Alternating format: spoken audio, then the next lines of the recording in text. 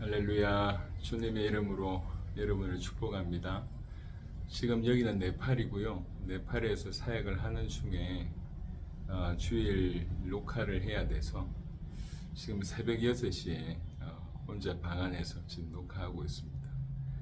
여기가 숙소가 바로 도로가 옆인데 뭐 조금 이따 좀 듣게 되시겠지만 경적이 많이 울리고 이 방음 이런 거 전혀 없습니다. 그래서 혹시 오늘 듣기에 좀 곤란하시더라도 생생한 현장에서 듣는다 이렇게 생각하시면 유익할 것 같습니다. 자, 오늘 우리 마태복음 1장 잠시 보겠습니다. 마태복음 1장 18절부터 25절의 본문으로 하나님의 사람, 또 하나님의 가정 이렇게 제목으로 말씀을 좀 드리고 싶습니다. 마태복음 1장 18절부터 25절에 예수 그리스도의 나심은 이러하니라. 그의 어머니 마리아가 요셉과 약혼하고 동거하기 전에 성령으로 잉태된 것이 나타났더니 그의 남편 요셉은 의로운 사람이라 그를 드러내지 아니하고 가만히 끊고자 하여 이 일을 생각할 때 주의 사자가 현몽하여 이르되 다윗의 자손 요셉아 네 아내 마리아 데려오기를 무서워하지 말라. 그에게 잉태된 자는 성령으로 된 것이라. 아들 낳으리니 이름을 예수라 하라. 이는 그가 자기 백성을 그들의 죄에서 구원할 자이심이라 하니라. 이 모든 일에 된 것은 주께서 선지자로 하신 말씀을 이루려 하심이니 이르시되 보라 처녀가 잉태하여 아들 낳을 것이요 그의 이름은 임마누엘이라 하리라 하셨으니 이를 번역한즉 하나님이 우리와 함께 계시다 함이라. 요셉이 잠에서 깨어 일어나 주의 사자의 분부대로 행하여 그의 아내를 데려왔으나 아들을 낳기까지 동침하지 아니하더니 나음의 이름을 예수라 하니라. 우리가 다 아는 바 예수님께서 이제 마리아와 또 요셉의 가정에 오셨습니다. 그 요셉에 관한 얘기를 하고 있어요. 마리아와 이제 청혼을 하고 우리말로 얘기하면 약혼이라고 할 수 있겠죠. 이제 곧 결혼식을 치러야 되는데 갑자기 아내가 임신을 했다는 거예요. 자기와 관계하지 않는 상태인데 임신을 했다는 겁니다. 여러분 그냥 성경 얘기다 이렇게 생각하지 마시고 우리의 입장으로 한번 생각을 해보자고요. 도무지 있을 수 없는 일이죠. 얼마나 배신감을 느낄 거고 그 시대에는 율법이 굉장히 강한 시대였기 때문에 마리아 같은 상황이 벌어지면 마리아는 사실 사형당할 수밖에 없는 그런 부분이거든요. 근데 이제 이 사실을 요셉이 알았어요. 임신했다는 사실을 알았습니다. 그래서 그냥 조용히 끊고자 하였다고 얘기합니다. 사람 자체가 참 괜찮은 사람 같아요. 성경에는 뭐라고 얘기하냐면 원어로 보니까 항상 의를 행했다, 올바른 일을 행했다 이렇게 되어 있습니다. 요셉이라고 하는 사람이. 그래서 이것 때문에 너무나 많이 고민하고 그래서 내린 결론이 뭐냐면 이제 조용히 끊어야 되겠다 이렇게 결론을 내린 거예요. 그 정도면 참 대단한 사람 같아요. 근데 그렇게 하고 있는 어느 날에 꿈으로 하나님께서 이제 음성을 들려주신 거예요. 그래서 네 아내 데려오기를 무서워하지 마라. 성령으로 잉태된 것이다. 그건 이사야가 하신 말씀대로 처녀가 잉태하여 아들 낳으리니 그 이름을 예수라 하라. 이 처녀가 잉태하여 아들 낳으리니라고 하는 그 구약의 이사야 선지자의 그 예언이 성취된 것이니 그 아들의 이름을 예수라 하라라고 명령하십니다. 성경에 보니까 꿈에 이렇게 되어 있어요. 오늘 보면 마태복음 1장에 20절에 보니까 이 일을 생각할 때 주의 사자가 현몽하여 이르되 이렇게 되어 있습니다. 그리고 나서 말씀을 쭉 하시는 겁니다. 우리가 성탄절마다 언급하는 그 보라 처녀가 잉태하여 아들 낳을 것이요 그의 이름은 임마누엘이라 하리라 하셨으니 이를 번역한즉 하나님이 우리와 함께 계시다 함이라. 이 말씀은 주의 사자가 요셉에게 한 말씀이에요. 그 말씀을 받은 거예요. 그걸 꿈에서요. 24절에 보니까 요셉이 잠에서 깨어 꿈에서 그 이 말씀을 들었습니다. 기가 막히죠. 그거를 하나님 말씀으로 100% 믿은 겁니다. 그래서 일어나 주의 사자의 분부대로 행하여 그의 아내를 데려옵니다. 그러니까 결혼을 하죠. 그리고 나서 25절에 아들을 낳기까지 동침하지 아니하더니 나음의 이름을 예수라 하니라. 그때 당시에 이제 많은 신학자들이 얘기하기를 그때 당시에 마리아의 나이가 10대 중후반이었을 거다라고 해석을 합니다. 일반적인 어떤 그 결혼 문화였던 것 같습니다.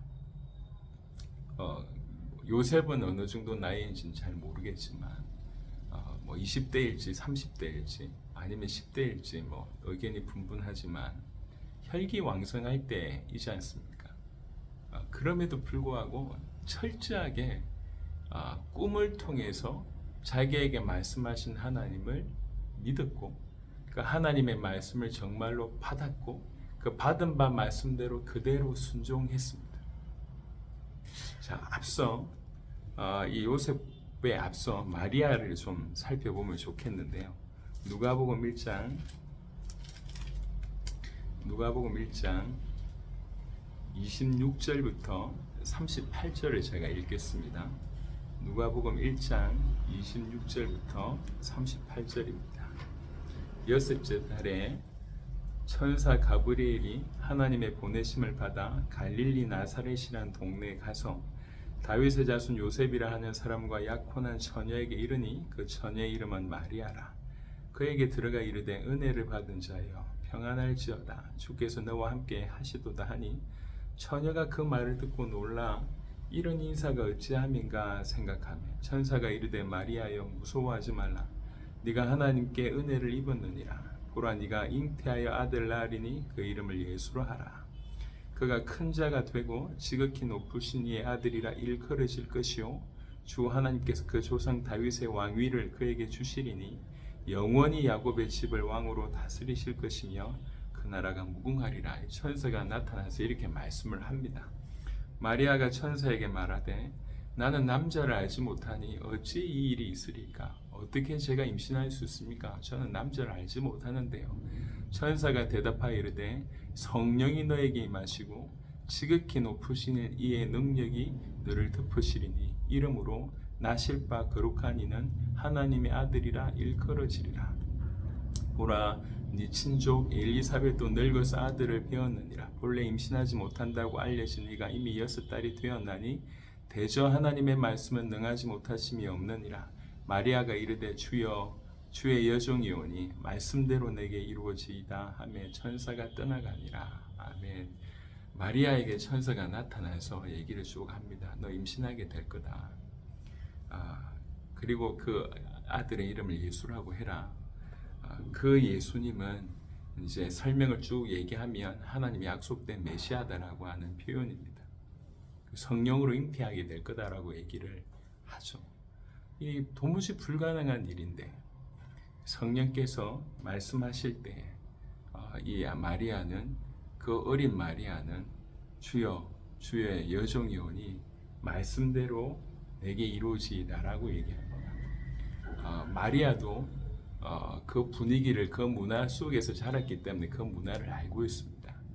외간 남자하고 이렇게 해서 관계를 해서 이제 임신이 된다고 할 때는 이건 사회적인 수치일 뿐만 아니라 조금 최고 어려운 상황일 때는 이제 충분히 사형을 당할 수가 있습니다. 그런 분이 죽을 수 있다는 거죠. 그럼에도 불구하고 내가 주님의 종입니다. 그리고 주님이 나에게 말씀하셨지 않습니까? 주의 말씀대로 이루어지기를 원합니다. 이렇게 얘기합니다. 마리아는 그렇게 순종을 하고 마리아가 이제 임신된 걸 보고 또 괴로워하던 요셉도 꿈에 나타난 주의 사자의 말씀을 통해서 그 말씀에 설득당하고 이게 정말 하나님 말씀이고 하나님 역사라고 받아들여서 그 말씀대로 순종하게 됩니다. 자, 이 젊은 이 두 부부의 순종은 예수 그리스도의 나심에 결정적인 역할을 하게 됩니다. 어떻게 보면 그리스도께서 이 땅에 나실 때, 이 땅에 초림으로 오실 때 가장 중요한 역할을 했던 분들이 이분들입니다. 뭐 비교할 수가 없는 분들이죠. 세례 요한도 주님 오실 길을 준비했다고 했지만 사실 가장 결정적인 역할은 이 두 분이라고 얘기할 수가 있습니다. 근데 여러분 아시겠지만 그때를 보면 분명히 율법은 존재했었습니다. 말씀이 있었고요. 그 말씀을 해석해서 율법적인 생활들을 많이 했습니다. 그래서 너무 율법을 잘 해석하고 잘 지키고 잘 가르치는 사람들을 바리새인이라고 칭호하기도 하고요. 나라 자체가 종교적인 나라였어요. 예. 종교의 기반 둔, 하나님 말씀에 기반 둔 그런 나라였는데, 근데 참 아이러니하게 말씀을 그렇게 잘 해석하고 말씀이 그들의 전부였는데, 뭐 이렇게 속된 말로 얘기하면 말씀을 아주 세밀하게 쪼개고 이걸 해석하고 이 의미를 뭐 이렇게 하는데 결국 그리스도를 정확하게 알지 못했습니다. 오히려 그리스도를 왜곡시켰죠. 그래서 그리스도 대신 예수님이 오셨을 때 그 예수님을 그리스도 아니라고 얘기하고 오히려 예수님이 그리스도라고 얘기할 때에 그걸 가지고 참남죄라고 얘기해서 하나님의 영광을 떨어뜨렸다, 하나님을 욕되게 했다라고 얘기하면서 그를 그리스도께서 그리스도로 이 땅에 오신 분을 그리스도로 알아보지 못하고 그 그리스도를 십자가에 못 박는 이 어두운 우둔한 그런 시대가 그 시대였습니다. 말씀은 존재했으나 말씀대로 이해하지 못했고 말씀대로 순종하지 못하는 그런 시대. 율법은 있었고 율법을 지키는 사람들은 많았지만 참으로 하나님이 기뻐하시는 사람들이 많지 않은 그런 어두운 때에 하나님께서 마리아와 요셉이라고 하는 인물들을 준비시키셔서 주님의 나심을 그 통로되게 하는 놀라운 일을 했다는 것이죠. 어느 때나 마찬가지인 것 같습니다. 그 문화와 어떤 주변의 사람들의 어떤 그런 뭐 분위기 아니면 이런 것들 때문에 좌우되는 것이 아니라 캄캄할 때도 아무것도 없는 것처럼 보이고 도무지 신뢰할 만한 것이 없는 것처럼 보이고 의지할 것이 없는 것처럼 보일 때에도 하나님의 사람은 하나님을 믿고 하나님의 말씀을 믿고 하나님 말씀을 받고 하나님의 말씀대로 살아가는 사람입니다. 그래서 그런 사람들이 어두운 때 빛 역할을 하게 되는 것이죠. 오늘 우리 성도들 그리고 이 말씀을 듣는 분들에게 참으로 주님의 은혜가 임하시길 바랍니다. 예수님 당시에 그때 당시에 마리아처럼 요셉처럼 우리에게 주시는 하나님의 말씀을 하나님의 말씀으로 받는 자가 되기를 바라고 하나님 말씀 받은 것을 어떻게든 순종하는 삶을 살게 되길 바라고 그래서 그리스도 나심을 진실로 준비했고 가장 중요한 역할을 했던 것처럼 우리 또한 주님의 다시 오심을 준비하는 가장 중요한 역할을 하게 되기를 그리스도 예수 이름으로 축원합니다. 정말 감사한 것은 전 세계에 이런 하나님의 사람들 또 하나님의 가정들을 준비해 두고 계시다고 하는 사실 또 그분들의 삶을 보면서 더욱 이런 확신들이 들게 됩니다. 정말 하나님께서 준비하신 분들이구나. 그분들 통해서 너무 놀랍게 주님 오실 길을 준비하시는구나 이런 생각을 하게 됩니다. 지금 저희는 네팔에 와서 네팔의 국가적인 전도운동을 하고 있습니다. 이미 교회에서 인도받았던 분들은 무슨 일인지를 웬만큼 아실 수 있으나 이제 교회에 연결됐던 분들이나 아니면 아직 당대 세계복음화나 복음 가득한 교회를 잘 모르시는 분들을 위해서 잠시 좀 설명을 드리면 네팔의 딜립이라고 하는 젊은 목사님이 계십니다.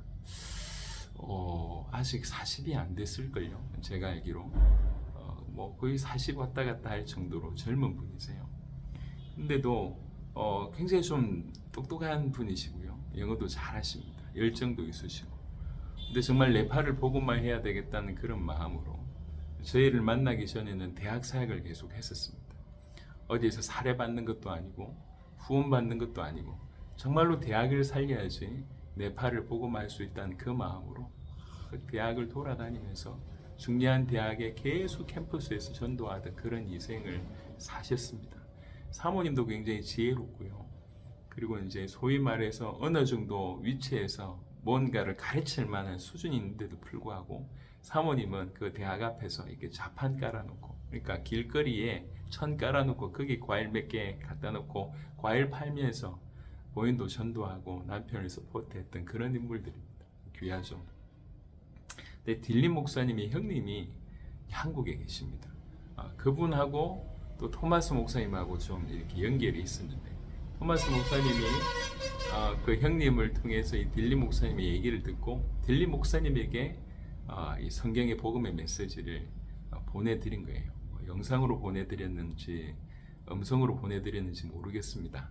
근데 보내드렸는데 그냥 이 영상을 접하는 순간 성경에서 말하는 이 복음, 예수님이 하나님의 아들 그리스도이시며 우리의 주님이라고 하니 사실이 그대로 설명되어지니까, 이게 사실은 본인이 목말랐던 부분들, 정말 전해야 될 어떤 내용들이 구체적으로 딱 전달되니까 정말 깊이 있게 말씀을 이렇게 보고 반응을 보인 거예요. 그걸 이제 토마스 목사님께서 저에게 알려줬습니다.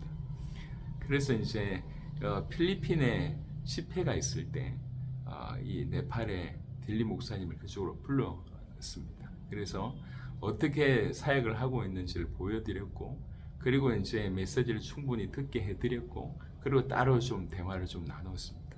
영상으로만 보고 이렇게 들었던 것을 실제로 와서 사역 현장에서 듣고 사역이 벌어지는 걸 보면서 큰 도전을 받았어요. 그래서 네팔을 구체적으로 보고만 할 수 있는 뭔가가 이제 가슴에서 계속 일어나기 시작을 했어요. 그러니까 필리핀의 마지막 날에 이분하고 대화했을 때 제가 그때를 지금도 기억나는데, 한참을 대화하더니 성경책 앞면을 이렇게 펼쳤어요.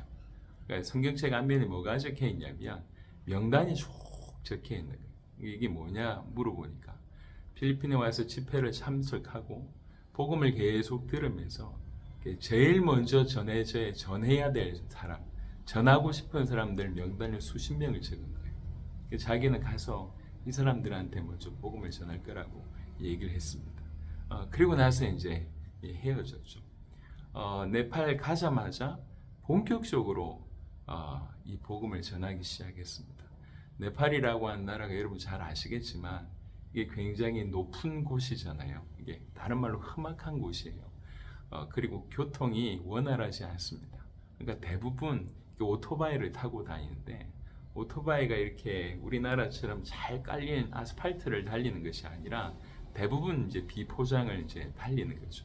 도로라고 하더라도 아스팔트 깔리지 않는 그런 도로들. 그래서 그런 데를 오토바이를 타고 열흘씩 뭐 이렇게 가는 거예요. 오늘 어제 집회를 참여했던 분은 히말라야 지역에서 왔는데 사흘 걸려서 왔대요. 이런 식으로 이제 움직이면서 메시지를 전하는 겁니다. 그런 중에 본인이 제일 먼저 전하겠다고 하는 분들한테 복음을 전하게 됐고, 그 가운데서도 충년 제자들이 이 말씀을 받고 일어나기 시작한 겁니다. 그러니까 본격적으로 이제 팀들이, 중요한 멤버들이 구축이 되는 거죠. 그래서 중요한 멤버들이 몇 분 일어났을 때 저희가 그분들을 또 해외로 초청했습니다. 그때 인도에 불렀는데 딜린 목사님을 포함해서 한 5분 정도가 이제 오셨어요. 그러면서 더욱 그때가 제자 수련회였기 때문에 더욱 깊이 복음을 받으셨고, 그리고 네팔에 돌아가서 이들이 사역하고 있을 때 또 해외 제자들 몇 명을 또 네팔에 보내기도 했어요. 그러니까 계속 도전받을 수 있도록, 같이 성장할 수 있도록 기회를 드렸습니다. 사실 이 부분이 굉장히 중요하거든요. 세계복음만 하려고 하면 뛰어난 한 사람이 끌고 가고 나머지는 따라가는 형태로면 가능할 수는 있겠지만 사단 입장에서 봤을 때 너무 무너뜨리기 쉬운 것 같습니다. 왜 그러냐면 그 앞에 사람만 치면 끝나잖아요. 우리가 그런 경험 있지 않습니까? 우리 주변에도 그런 어떤 뭐 단체들 뭐 이렇게 이런 것들을 보고 있잖아요. 근데 지금 사실은 저희의 사역은 그렇지가 않습니다. 같이 성장하고 같이 도와줍니다. 뭐 굳이 얘기하자면 가이드의 역할, 잘 모일 수 있게 하는 역할들은 저희가 하고 있지만, 엄밀하게 말하면 사역들은 전부 개인과 또 각각의 나라와 그 나라들이 서로 도우면서 같이 성장해 가고 있습니다. 이게 너무 중요한 부분인 것 같습니다. 여하튼 그렇게 해서 계속 딜리 목사님도 도전을 받고 그 팀들도 계속 성장하는 일이 벌어졌습니다. 그 이후에는 본격적으로 전 지역을 이제 순회하게 되는 것이죠. 여러 지역의 제자들을 이제 집회를 목회자 집회를 하고 교회에 가서 사역을 하고 노방 전도를 하고 이게 쉬운 일이 아닌데 계속 끊임없이 몇 년 동안 지난 몇 년 동안 딜리 목사님하고 성현 선교사하고 소통을 많이 하는데 그러니까 이제 혼자서 이제 제자들이 많이 일어났지만 여건상 그러니까 풀타임으로 사역을 할 수 있는 분들이 많지 않습니다. 그러니까 교회에서 뭔가 서포트가 되지 않으면 풀타임이 힘들어서 대부분의 목회자들도 일을 일반적인 잡을 가지고 그리고 이제 또 목회를 겸하는 일들이 대부분이에요. 다행히 감사하게 저희는 이제 딜리 목사님과 또 그 산하에 있는 몇몇 교사들을 돕고자 하는 분들이 계셔가지고 그분들을 좀 돕다 보니까 딜리 목사님 이제 풀타임으로 뛰는 거죠. 그러니까 뭐 이렇게 정신없이 뛰는 거예요. 뛰다 보니까 어떤 때는 너무 이렇게 몸이 지치기도 하고요. 또 병이 올 때도 있습니다. 그리고 또 사실 벌써 네팔에는 이렇게 이 복음을 들고 사역을 하시다가 소천하신 분들이 몇몇 분이 됩니다. 조금 이따 말씀드리겠지만 그 중에 한 분이 루벤이라고 하는 목사님이세요. 집회를 오다가 성경의 복음을 들고 뭐 집회를 사역하고 이렇게 다른 부분 지역도 순회하고 하다가 집회에 관련해서 움직이시다가 교통사고를 당하셨는데 그 자리에서 즉사하셨습니다.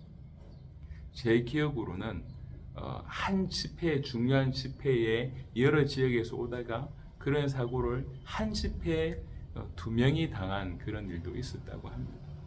그러니까 이제 집회를 계획하고 전국에서 사람들 모아서 집회를 하려고 하는데 오던 사람 중에 1명, 2명이 갑자기 교통사고로 소천하셨다. 얼마나 힘들겠어요. 그러니까 이제 그 가족도 힘들겠지만 이 젊은 리더 딜리 목사님 얼마나 힘들겠어요. 그 때문에 또 좌절하기도 하고 막 이렇게 그런 일련의 일들이 많았지만 멈추지 않고 결국 네팔을 살리는 건 이 복음밖에 없다고 뛰는 겁니다. 네팔의 힌두교가 80%가 넘고요. 불교가 10몇 프로가 넘어요. 그러니까 기독교 퍼센테이지가 훨씬 떨어집니다. 몇 프로도 안 되니까요. 그러다 보니까 핍박이 보통 아닙니다. 최근에 뉴스를 보셔서 알겠지만 특별히 이제 힌두권과 불교권에서 굉장히 많은 핍박들을 기독교인들에게 행하고 있습니다. 그런 와중에도 네팔을 살리고 저 네팔에 있는 사람들을 살릴 수 있는 것은 오직 예수님밖에 없다.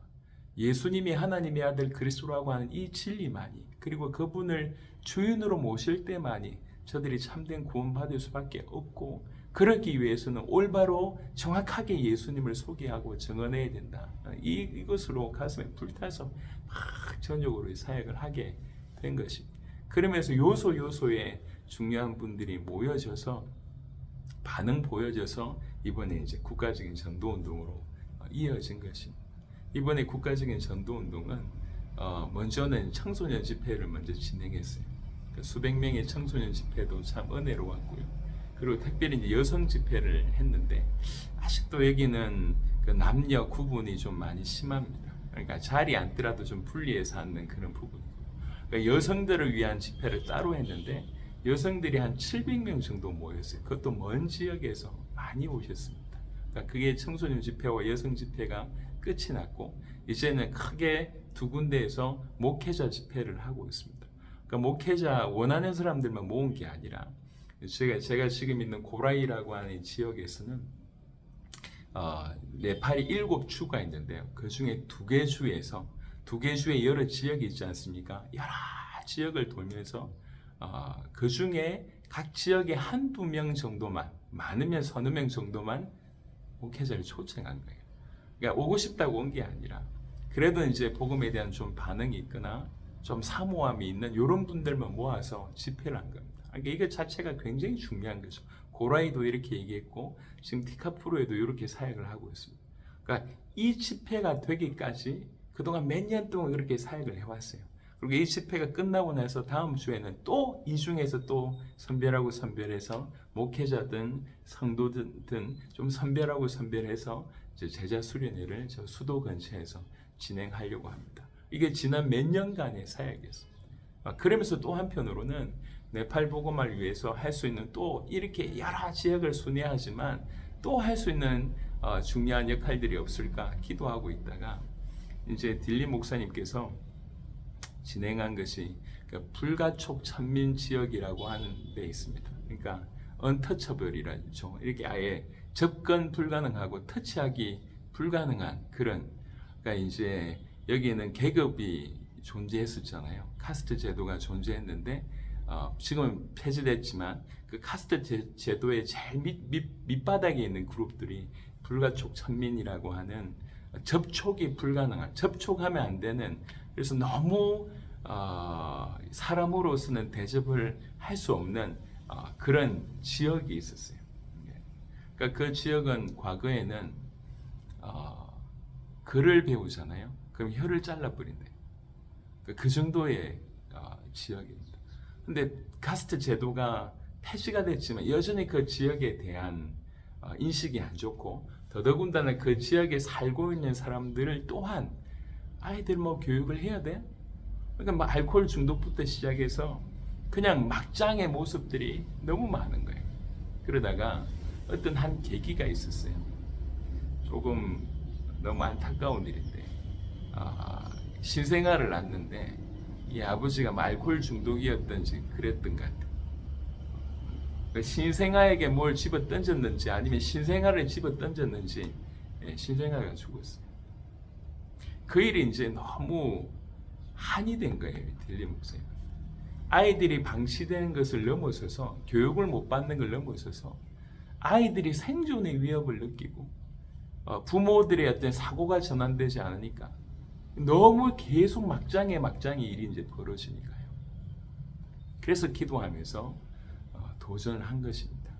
그래서 딜리 목사님의 교회와 그 불가촉 천민의 그 마을의 그 마을 센터라고 하죠. 그 마을 사람들이 모일 수 있는 그 공간, 두 공간을 이용해서 방과 후 수업을 한 겁니다. 피니셔라고 하는 이름으로 방과 후 수업을 했는데 그 대부분이 힌두권 아이들이거든요. 그 아이들에게 방과 후 수업을 했는데 방과 후 수업의 처음의 목적은 뭐냐면 방과 후는커녕 학교도 안 가요, 아이들이. 이 아이들을 학교로 보내고 올바른 어떤 신앙인으로 키워내야 되기 때문에 먼저 방과 후 수업부터 한 겁니다. 부모들이 호응이 별로 없었어요. 근데 헌신된 교사들 몇 명이 살해 전혀 안 받고 같이 한 거죠. 그 헌신된 교사 중에 한 명은 요런 아이들, 뭐 이렇게 교육받을 수 없는 아이를 아예 어릴 때부터 딜리 목사님 자기 집에서 키우고 입히고 양육했고 돌봤는데 이제 이 아이가 16살이 된 거예요. 이 아이가 낮에는 학교를 다니고 학교 끝나고 나서 방과 후 수업에 피니시 교사 역할을 하는 겁니다. 여하튼 그런 식으로 헌신된 교사들의 어떤 부분들, 그리고 오면서 한두 명 왔던 아이들을 통해서 점점 교육이 들어가고, 그 다음에 식사가 제공이 되고, 그리고 이제 신앙과 어떤 이 따뜻함이 전달되니까 아이들이 바뀌기 시작을 하는 거예요. 아이들이. 그러면서 숫자가 점점 늘어서 지금은 그 불가촉 천민 그쪽에는 한 100명 정도의 아이들이 모인다고 합니다. 더 감사한 것은 이 아이들이 지금 학교를 다 다닌대요. 그리고 이 아이들 때문에 부모님들이 바뀌었어요. 몇 명이 세례를 받았다고 하시더라고요. 힌두권 배경입니다.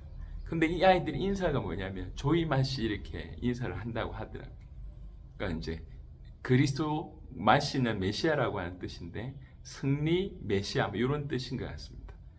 그리스도의 승리 아니면 그리스도를 찬양하라 이런 의미인 것 같아요. 그러니까 다 힌두권 아이들이 그리스도를 찬양하라, 그리스도를 높입시다 이런 식으로 이제 인사를 하는 거예요. 얼마나 기가 막힙니까? 그러면서 이제 부모님들도 바뀌고, 그 마을의 이장이었던 분이 계세요. 지금도 이장인지 모르겠는데 여자분인데 이 아이들이 바뀌고 부모님들이 바뀌는 거 보니까 이분이 신앙을 받아들이고 이분이 크리스찬이 되고 이분이 그 피니시 교사가 돼서 지금 돕고 있습니다. 그러면서 하시는 말씀이 딜리 목사님이 우리 마을을 바꿨다. 누구도 돌아보지 않는 이 마을을 저분이 바꿨다. 코로나 상황에 정부 지원도 이곳에는 거의 별로 없는 거예요.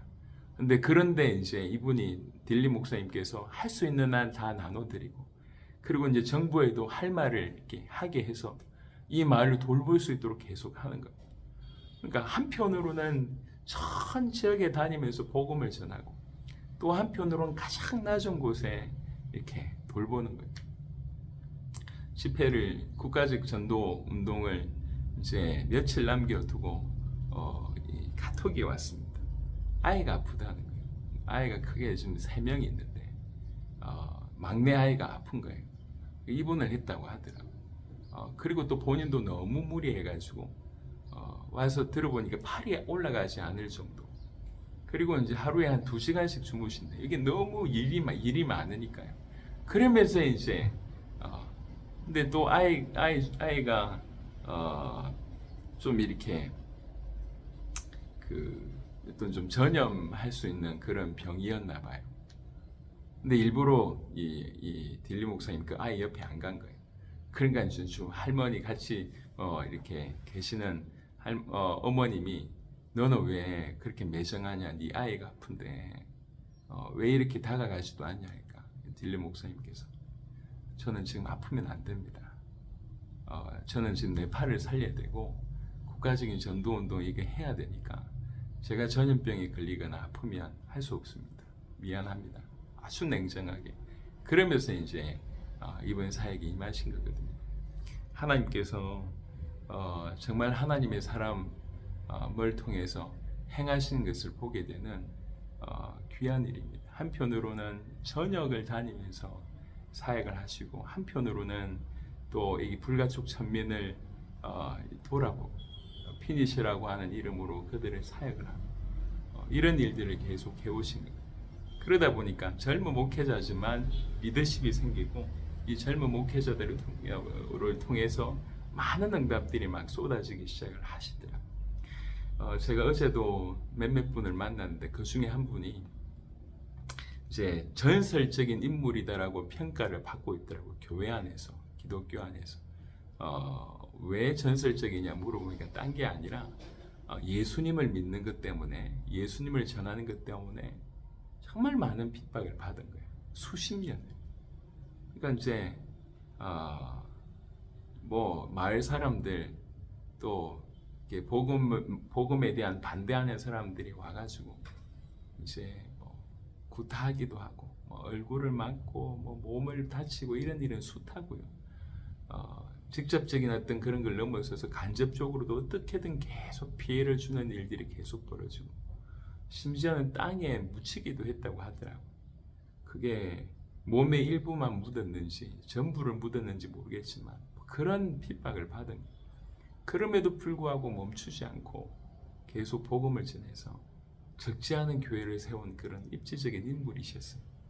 어제 뵀는데 연배가 한 78 정도 되는 것 같아요. 이미 눈에는 황달 비슷한 게 와 계시더라고요. 그러니까 몸이 건강하지 않는 편인데 그런 분이 이제 집회를 참여하신 거예요. 그러면서 너무 은혜를 받았다고 와서 찾아와서 인사를 하는 거예요. 특별히 이제 성은 선교사가 어제 메시지를 많이 했는데 성은 선교사 찾아와가지고 너무 고맙다고 인사를 하는 그런 일이 있었습니다. 계속 하나님의 사람, 하나님의 말씀을 받고 하나님 말씀대로 순종하고 주님 오실 길을 준비하는 그 걸음에 정말 하나님께서 그와 같은 사람들을 이렇게 세우심을 봅니다. 아까 말씀드렸지만 그 루벤이라고 하는 목사님이 계세요. 이분이 복음을 전하러 가시다가 교통사고로 즉사를 했어요. 이게 이제 여기 보면 오토바이가 많은데 또 큰 화물차들이 많아요. 화물차들이 많다 보니까 이게 이제 천천히 다니지 않거든요. 그러니까 이제 이렇게 이 교통사고가 나면 이게 큰 사고가 나는 거예요. 그리고 이제 한 번은 딜리 목사님께서 이런 표현을 하셨습니다. 자기가 지금 10시간 이상 가야 되는데 기도해달라. 운전을 위해서 기도해달라. 그리고 맹수 만나지 않도록 기도해달라. 그 호랑이가 자주 출몰을 하는 거예요. 이번에도 네팔 군지에서 차를 타고 여기에 고라이까지 한 4시간 왔거든요. 중간중간에 호랑이 간판이 있어요. 출몰을 한다는 거죠. 그러니까 이게 실제 있는 일이에요. 그러니까 맹수의 공격을 당하거나 아니면 큰 교통사고로, 그러니까 이동하는 것 자체가 이렇게 힘든 거예요. 루벤 목사님도 그렇게 하시다가 돌아가셨습니다. 사모님이 정말 모든 것이 무너지는 그런 경험을 하게 된 거죠. 그때 이제 저희 교회에 이 소식이 들려와서 저희도 너무 마음이 아프고 또 우리 성도들도 너무 마음이 아파서 기도하면서 조의금을 좀 보냈습니다. 그때 동참하신 분들, 기도해 주신 분들, 우리 복가교 너무 감사한데 보내드렸어요. 근데 어제 루벤 목사님 사모님을 만나니 사모님이 이렇게 얘기하시더라고요. 우리를 한 번도 본 적이 없는 한국 사람들이 이렇게 기도해주고 그리고 정말 이렇게 필요한 후원을 해줘서 너무 참 힘이 됐다. 하나님의 사랑을 받는 것 같아서 너무 많이 힘이 됐다. 의지가 됐다. 이렇게 표현을 하시더라고요. 갑자기 남편을 잃었다. 그것도 복음 전하다가 쉬운 일이 아니잖아요. 근데 하나님께서 더욱 하나님의 사랑으로 이 사모님을 붙들어 주셨어요. 그래서 그 이후에 남편이 하시던 그 목회를 이어받아 아주 신실하게 목회를 하시고 지금은 교회가 3군데가 됐다고 합니다. 감사하죠. 더 기가 막힌 것은 아들이에요. 아들이 이제 신앙이 없었습니다. 아까 말씀드렸듯이 네팔에 힌두교가 거의 80몇 프로, 불교가 10몇 프로다 보니까 두 개 합치면 90몇 프로예요. 그러니까 이제 기독교를 받아들인다는 것이 이게 쉬운 일이 아니에요. 이 아들이 그랬는데 아버지가 소천하신 걸 보고 그것도 복음 전하러 가시다가 소천하신 걸 보고 큰 충격을 받았고 어떤 뭐 죽음이라고 하는 거, 인생이라고 하는 거, 하나님의 존재라고 하는 거에 대한 하나님께서 그 마음을 움직이신 것 같아요. 그 이후에 신앙을 받아들였고 지금은 아주 신실한 성도가 되어서 어머님을 잘 돕고 이번에도 이제 집회 목회자 집회 뒤에 이제 배너 플랜카드를 아주 멋있게 만들었는데 그 아들이 만들었다고 하더라고요. 네팔 복음화와 당대 세계 복음화의 경제의 통로가 되고 싶어서 지금 IT 쪽에서 공부하고 있다고 하더라고요. 그러니까 이제 사실 제가 사모님을 뵐 때 좀 뭐라고 위로를 드려야 되나 그런 마음이었어요. 근데 사모님을 뵀는데 수심이 없었습니다. 정말 예수님의 십자가와 그 부활을 진실로 믿고 예수님이 그리스도이신 것을 진실로 믿고 주님이 다시 오신다고 믿고 다시 오실 때 우리도 그와 같을 것을 믿고 당신이 사랑하는 남편이 이미 하나님 품에 계시다는 걸 믿기 때문에 지금 남편이 없어서 힘들고 혼자 삶을 책임져야 되고 이런 많은 수심에서 금방 넘어서셨더라고요. 그래서 오히려 기쁜 마음으로 우리에게 감사를 표현해 주었습니다. 너무 감사한 거죠. 야, 이런 분들이 일어나고 있구나.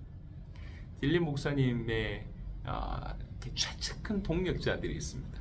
그 중에 한 분이 펄라라고 하는 분이세요.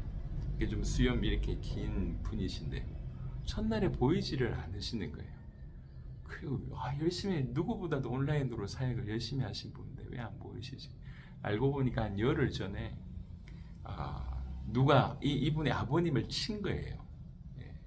그래서 아버님이 머리를 심하게 다쳐가지고 뒷머리가 심하게 피 흘리고 그래서 응급실에 이제 9일 동안 누워 계셨다고 하더라고요. 그 이제 아버지 수발 들고 또 낮에는 일을 하고 밤에는 사역을 하다가 이렇게 몸이 이제 이분도 병이 나신 거예요. 그 병 때문에 못 오셨어요. 근데 둘째 날에는 이렇게 회복 주셔가지고 오셨다고 하더라고요.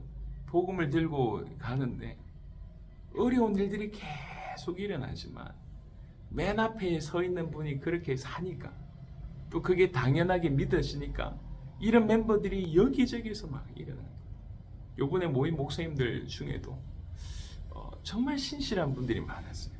네팔 전역 청소년 전체 모임의 리더 역할을 하시는 목사님도 와 계시고, 어떤 지역에는 크리스찬들이 그 한 교회만 다닌대요. 그만큼 교회가 크게 부흥한 그런 목사님도 오시고, 지금 이 고라이라고 하는 지역에서 어떻게 보면 80이 훨씬 넘은 것 같은데 가장 연세 많으시고 가장 교회를 많이 세우시고 가장 큰 목회를 하신 이런 분들이 막 이게 복음이다 하고 모여들고, 이 복음이면 네팔 살릴 수 있겠다고 이런 일이 이제 벌어지고 있습니다. 지금 저희는 그냥 그거 확인하고만 있는 것 같아요. 도움을 드리려고 왔는데 그동안 어떻게 사역을 하셨는지를 그냥 확인하는 그런 시간인 것 같습니다. 물론 해외에서 오신 분들의 메시지를 통해서 네팔에 있는 분들이, 목사님들이 적지 않게 도전받는 건 사실이지만, 그간 복음을 받은 한 사람, 복음을 받은 이 한 가정을 통해서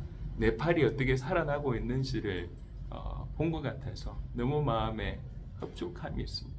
그렇구나. 하나님이 당신의 사람들을 요소 이렇게 준비하셔서 일하고 계시는구나. 이런 게 더욱 간절히 마음이 부딪혔습니다. 묵상을 하는 중에 마리아와 요셉의 모습이 또 보여졌고, 이제 딜리 목사님이나 이런 네팔의 제자들과의 어떤 오버랩이 좀 있어서 이 부분을 우리 성도들과 좀 나눠야 되겠다 싶어서 말씀을 드렸습니다. 여러분, 하나님의 사람, 하나님의 가정, 마리아와 요셉을 좀 생각할 때, 또 오늘날도 그런 모습으로 살아가는 사람들을 생각할 때 참 많은 도전이 되는 것 같습니다. 여기 말씀을 듣는 여러분들도 예외의 어떤 삶을 나는 예외다라고 생각지 마시길 바랍니다. 하나님의 사람으로 저희들을 부르셨습니다. 여러분, 하나님의 사람은 하나님의 말씀이 들릴 때 그걸 하나님의 말씀으로 받습니다. 요셉에게는 꿈으로, 그리고 마리아에게는 주의 사자가 나타나서 말을 했지만 그걸 하나님의 말씀으로 받아들였다는 거죠.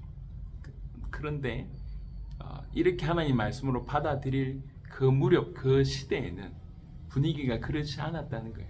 말씀은 존재했고 분명히 율법을 잘 지켰지만 말씀이 많이 왜곡됐었고, 말씀을 순수하게 받아들이고 말씀을 그대로 순종하는 사람들이 참 드문 시대였습니다. 더더군다나 말씀을 잘 아노라고 하지만 결국 그리스도에게서 벗어났던 그런 시대였습니다. 그래서 말씀을 잘 알고 있다고 하는 그들에게 그리스도가 오셨지만 그리스도를 알아보지 못했습니다. 차라리 말씀을 몰랐으면 어땠을까요? 근데 말씀을 너무 잘 알고 있는데 그리스도를 몰라요. 우리를 구원하기 위해서 그리스도를 보내시겠다고 하는 것이 말씀의 핵심인데, 이 말씀의 핵심에서 벗어나는 시대가 그 시대였습니다. 말씀이 있지만 말씀에서 벗어났어요. 말씀이 있지만 말씀으로 받아들이지 않았습니다. 말씀이 있지만 말씀대로 순종하는 삶이 거의 없던 시대였습니다. 더더군다나 말씀이 있지만 그리스도께서 오신다고 하는 초림을 제대로 준비하는 사람들이 거의 없었던 시대에 하나님이 마리아와 요셉을 일으키셔서 그리스도가 오시는데 아주 중요한 역할을 하게 했습니다. 왜 이들이 이런 중요한 역할을 하게 됐습니까? 딴 게 아니에요. 하나님의 말씀을 받을 때 하나님 말씀으로 받았고, 그 하나님 말씀 받은 바대로 순종하는 삶이 이런 결과를 낳았다고 하는 것입니다. 우리도 마찬가지입니다. 주님의 나심을 마리아와 요셉이 준비했던 것처럼 우리는 주님의 다시 오심을 준비하는 인생들로 주께서 부르신 하나님의 사람입니다. 여러분, 우리는 하나님의 말씀을 하나님 말씀으로 받아들여야 됩니다. 이 엄중한 하나님의 말씀을 너무나 깃털처럼 가볍게 받아들이는 시대가 이 시대입니다. 마음에 드는 건 취하고 마음에 들지 않는 것은 과감하게 버리는 시대. 워낙 다양한 말들이 있고 다양한 해석들이 있고, 기독교인들 중에도 삶의 프리즘이 너무 넓어서 이게 뭐가 올바르게 신앙생활을 하는지 모를 만큼 교회는 다니는데 그들의 삶이 너무나 각양각색입니다.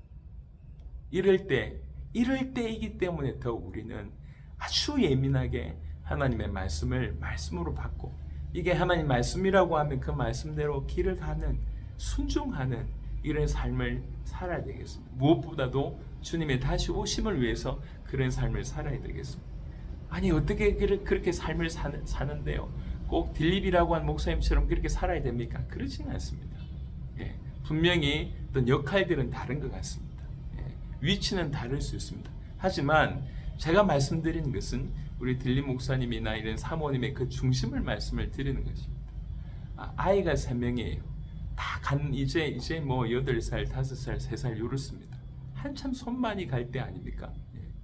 그런데도 불구하고 당연히 자녀들의 사랑으로 돌봐야 되지만 진실로 본인에게 허락하신 그 하나님 말씀을 이루기 위해서 교회에서 돈 많이 나오는 것도 아니에요. 그냥 교회에 무조건 쏟아부어야 됩니다. 교회 하나만 돌보더라도 힘들 판에 교회를 돌보고 네팔 복음화, 정말 복음 가진 자만이 네팔을 복음화할 수 있다고 전역을 뛰고 저 어려운 사람들에게 먼저 손 내밀어서 그들과 함께 뒹굴고 남몰래 흘리는 눈물 많았습니다. 그래서 성은성 교사님한테 자주 연락 와서 뭐 눈물 흘리고 좀 소위 말해 찡찡거리고 했다고 하더라고요. 그래서 성은성 교사님은 너무 찡찡거려서 애 같다 이렇게 생각했다가 네팔 와보고 너무 놀란 거예요. 자기가 느낄 때는 애 같다고 하는 분이 이렇게 살고 있구나. 우리 또한 하나님이 살아계시고 하나님의 유일한 구원의 방법이 그리스도이신 예수님밖에 없다고 하는 사실, 또 성령께서 그것을 우리에게 조명하신다고 하는 사실 정확하게 알고 이 복음이면 충분히 세계 살릴 수 있다고 믿고 이 복음이 전 세계에 전달되고 주님 오시는 길에 우리에게 주어진 각각의 역할에 맞게끔 순종하는 것입니다. 계속 믿음의 걸음을 옮기는 것입니다. 안 된다고 생각하지 마시고, 여러분 제일 무서운 건 뭐냐면 이제 관중의 태도로 쳐다보는 겁니다. 발장 이렇게 끼고, 그건 굉장히 무서운 겁니다.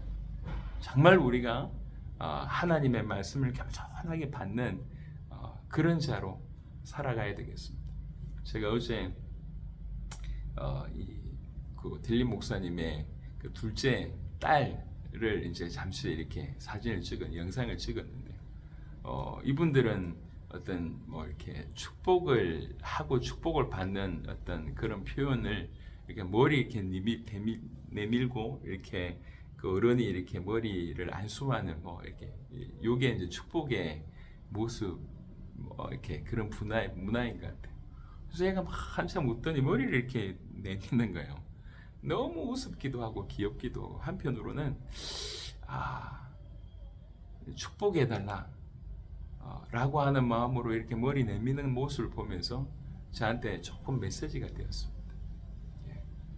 우리가 하나님 앞에 그렇게 이렇게 그런 자세를 취해야 되지 않을까요?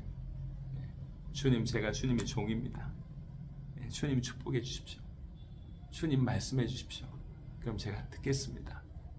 저는 순종합니다.